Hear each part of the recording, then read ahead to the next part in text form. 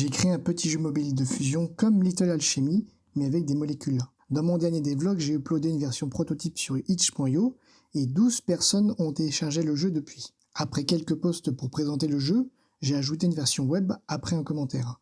J'aurais dû y penser et l'ajouter avant, mais avec cet ajout, 17 autres personnes ont pu le tester. Mais le jeu a un problème. Il a des bugs, des problèmes d'optimisation, et il reste beaucoup de contenu à ajouter.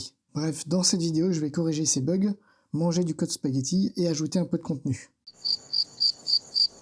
Les bugs sont surtout des problèmes d'affichage de texte ou d'icônes.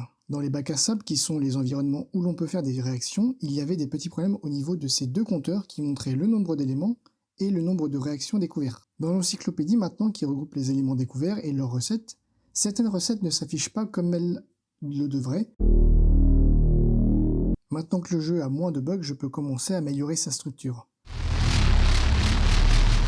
L'obstacle, c'est les bacs à sable. Pour l'instant, chaque bouton sur le hub ouvre une scène différente. Si je veux 100 bacs à sable, je devrais avoir 100 scènes différentes, et si je veux ajouter une seule fonctionnalité au bac à sable, je devrais la copier 100 fois. Il faudrait que chaque bouton du hub contienne les informations nécessaires et garder qu'une seule scène qui changerait de skin en fonction du bouton. Alors je vais créer un nouveau scriptable object avec toutes les informations nécessaires, les couleurs du bac à sable, les éléments à y ajouter en premier et les recettes associées.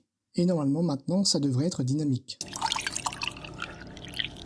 Pour l'instant le jeu a 3 bacs à sable. Je vais en ajouter un quatrième avec des ions et des minéraux. Du coup j'ai recherché les minéraux qui ne possèdent que 2 ions dans leur formule, comme la halite qui est un minéral avec la même formule chimique que le sel de table, ou le corindon qui est la formule de l'alumine. J'en ai ajouté d'autres et j'ai ajouté leurs recettes. Maintenant il faut ajouter les noms, les descriptions et les liens pour l'encyclopédie en anglais et en français.